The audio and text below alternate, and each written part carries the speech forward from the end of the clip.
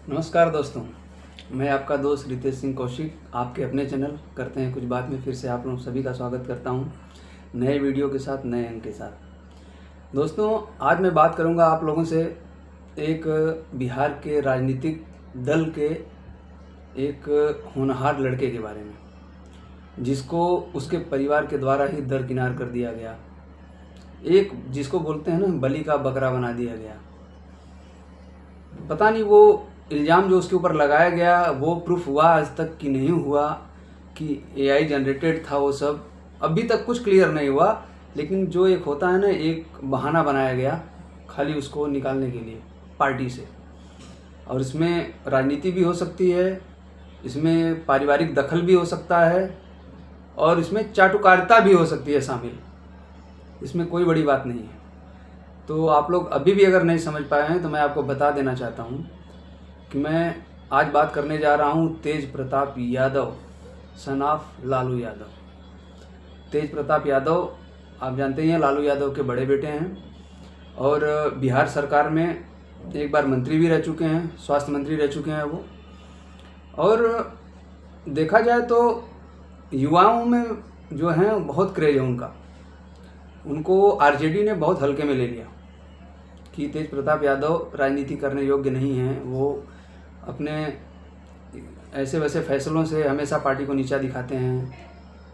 लेकिन उस बंदे को हल्के में लेकर आरजेडी ने बहुत बड़ी गलती कर दी। तो सबसे पहले मैं आपको तेज प्रताप यादव के बारे में थोड़ा सा जानकारी दे दूं कि तेज प्रताप यादव हैं कौन और क्या है उनका। तो तेज प्रताप यादव 16 अप्रैल 1988 को गोपालगंज के बिहार में पैदा हुए, राबड़ी जी और लालू जी के यहाँ। वे उनके बड़े बेटे हैं, सॉरी मैं थे बोल रहा हूँ, क्योंकि पार्टी से निष्कासित कर दिया गया है तो ऐसा लगता है जैसे कि दूर चले गए हैं, लेकिन हैं। और उनका वैशाली ज़िले के महुआ से अब वो अपनी दावेदारी ठोंक चुके हैं। हालांकि लोग बोल रहे हैं कि उन्होंने अभी अपनी पार्टी का औपचारिक ऐलान तो किया नहीं है, लेकिन उनकी पार्टी का नाम जनशक्ति जनता दल है होने की संभावना है। लोग ऐसा बोल रहे हैं कि ऐसे ये हो सकता है।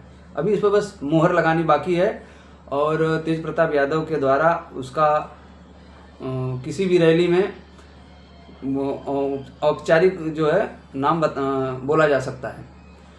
तो मैं तेज प्रताप यादव के बारे में बात करना चाहता हूँ कि ये कंट्रोवर्सी उनके साथ हुई कैसे, आरजेडी से उनको अलग कैसे किया गया। आपको बता दें कि तेज प्रताप यादव की शादी पहले हो ही चुकी है ऐश्वर्या राय से। अच्छा, आप वो ऐश्वर्या राय मत समझिएगा, ये ऐश्वर्या राय एक पूर्व मंत्री की पोती लगती थी, उनके साथ उनका विवाह हो चुका था। तो कुछ महीनों पहले एक उनके सोशल मीडिया हैंडल से एक पोस्ट होती है जिसमें एक लड़की के साथ उनका फ़ोटो वायरल किया जाता है और तमाम बातें लिखी जाती हैं कि 12 साल से रिलेशनशिप में थे हम। अब बहुत चीज़ें लिखी गई उसमें जो उनके किरदार पर धब्बा लगाए। हालांकि बाद में उन्होंने जस्टिफिकेशन भी दिया तेज प्रताप यादव ने कि नहीं, ये एआई जनरेटेड है फ़ोटो, ऐसा मेरा किसी के साथ कोई संबंध नहीं है। मेरे परिवार को मुझे केवल बेइज्जत किया जा रहा है, अपमानित किया जा रहा है, किसी की कॉन्स्पिरेसी लग रही है इसमें। उन्होंने अपने तरफ से बहुत दलीलें दी, लेकिन परिवार था कि उसने गांठ बांध ली थी कि नहीं, तुमको अब हमारे परिवार और हमारे राजनीतिक दल से बाहर ही करना है। इसलिए मुझे कभी कभी लगता है कि उनके साथ खेला हो गया। दीदी जी बोलती है ना, खेला हो बे, तो वो तेज प्रताप यादव के साथ वो खेला हो गया। हालांकि अब तेज प्रताप यादव पहले से थोड़ा अधिक सीरियस हो गए हैं। लोग बोलते हैं कि अभी उनके अंदर सीरियसनेस आ रही है। वो दम भर चुके हैं बिहार के चुनाव में। हालांकि मीडिया में उनको, मेन स्ट्रीम मीडिया में उनको कवरेज मिल नहीं रही उतनी, तो जिसके लिए आप लोग को भी उनकी न्यूज़ बहुत मुश्किल से मिलती होगी। लेकिन उन्होंने अब बड़ी बड़ी रैलियां करनी शुरू कर दी है और जगह जगह से नाम भी, विधायकों के नाम की सूची भी बननी शुरू हो गई कि कौन कहाँ से लड़ेगा, वो कहाँ से लड़ेंगे। वो खुद वैशाली ज़िले के महुआ से सीट से लड़ने के लिए खुद तैयार हो गए हैं कि महुआ से मैं लड़ूंगा। तो अंदर अंदर ही उन्होंने ताल ठोंक दिए चुनाव में। लेकिन इसका नुकसान किसको होगा दोस्तों? इसका नुकसान पूरी तरह आरजेडी को होगा। ये आरजेडी का पारिवारिक मामला था। ऐसा नहीं है कि आरजेडी के ऊपर पहले ऐसे इल्ज़ाम नहीं लगाए गए। अरे चारा घोटाला, चारा चोर कह के आज भी आपको संबोधित किया जाता है। तो क्या लालू यादव ने पार्टी छोड़ दी या उनको घर से निकाल दिया गया? एक ऐसे इल्ज़ाम जो अभी साबित भी नहीं हुआ है, आपने उसके लिए दरकिनार कर दिया एक शख्स को, अपने परिवार को, जो आपकी पार्टी में बहुत बड़ा ओहदा रखता है और आपके परिवार में भी बड़ा बेटा है तो बड़ा ओहदा रखेगा। हालांकि उनकी जो कुछ क्रियाएं हैं वो आपको डिस्टर्ब करती हैं, वो सब जानते हैं, लेकिन उसी के चलते वो युवाओं में बहुत ज़्यादा फेमस हैं। और आपके जो राजनीति में बहुत बड़ा असर देखने को मिलता है कि युवा बहुत अच्छा। आप ये बता दीजिए मुझे, तेजस्वी यादव क्या तेज प्रताप यादव से ज़्यादा पॉपुलर हैं? आप अगर विश्वास न हो तो आप खुद सर्वे करा लीजिए जाके। अपनी अटपटी आदतों के नाते ही वो युवाओं में बहुत चर्चित रहते हैं। उनको युवाओं का मन मोहना आता है। चाहिए क्या राजनीति में? यही चाहिए कि जनता पसंद किसको करती है। यार हम तो जानते हैं कि राजनीति में ना दुश्मनों से भी सीख लेनी चाहिए। दुश्मन का मतलब विपक्षी पार्टी होती है। आपको थोड़ा बहुत सीख तो योगी, बगल में ही योगी जी हैं, उनसे लेना चाहिए।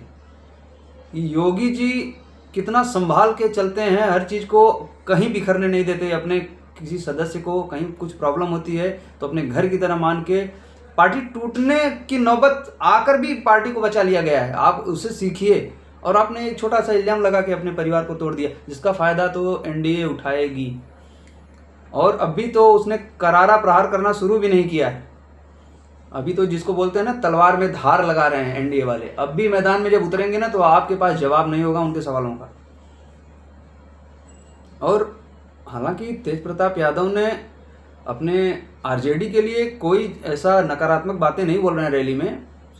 हाँ, और ये जो एसआईआर का मुद्दा था उस पर भी पत्रकारों ने उनसे पूछा कि इसका, बोले ये तो जब वोट पढ़ने को होता है तो ये सब चीज़ें, मतलब अपने अब शब्दों को बहुत नाप तोल के बोलना शुरू कर दिया उन्होंने। तो इससे लगता है कि अब वो सजग हो गए हैं। अब उनको राजनीति में लंबा चलना है, ये उनको पता चल गया कि राजनीति में कैसे वाक्य का प्रयोग किया जाता है, कैसे शब्दावली यूज की जाती है। तो मैं तो आरजेडी को बोलूँगा कि अभी भी कुछ बिगड़ा नहीं है। राजनीति मूवी आप लोगों ने देखी होगी, जो नहीं देखे हैं तो मैं उनको बता देना चाहता हूँ कि राजनीति में मूवी में यही हुआ था। अब सेम यही कहानी बनाई जा रही है। हो सकता है कि आगे चल के तेज प्रताप यादव खेला कर जाएं और आरजेडी के लिए मुश्किलें बढ़ा दें, फिर आरजेडी का वापस आना मुश्किल हो जाए बिहार में। तो मेरा सवाल बस आरजेडी से है कि आपको बिहार में अपने पूरे परिवार के साथ उतरना है कि एनडीए जो हमला करेगी उसको संभालने पे लगेंगे आप, या अपना बचाव करेंगे, या आप आक्रामक रहेंगे। और आक्रामक आप हो नहीं सकते जब तक आपका परिवार एकजुट नहीं होगा। तो बस मैं यही बोलना चाहता था। और तेज प्रताप यादव के उज्जवल भविष्य की मैं कामना करता हूँ। मेरी नज़र में तो बहुत ही दमदार नेता हैं वो। कुछ उनके बयान थोड़े से अटपटे होते हैं, वो कोई फर्क नहीं। बहुत लोग बोलते हैं, महाराष्ट्र में बहुत लोग हैं ऐसे, आपको देखने को मिल जाएंगे, अटपटे बयान उनके होते हैं जो आपको लगेगा कि नहीं होना चाहिए। कम से कम तेज प्रताप यादव ऐसे बयान तो नहीं देते। तो मैं तो पूरा समर्थक हूँ एक तरह से उनका। उनको आना चाहिए आरजेडी में फिर से। आरजेडी को अपना परिवार है, अपने परिवार को बचा के आना चाहिए।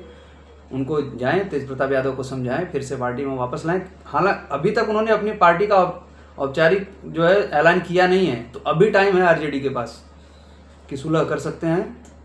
और जाइए, परिवार बनाइए, बिहार को आगे बढ़ाइए।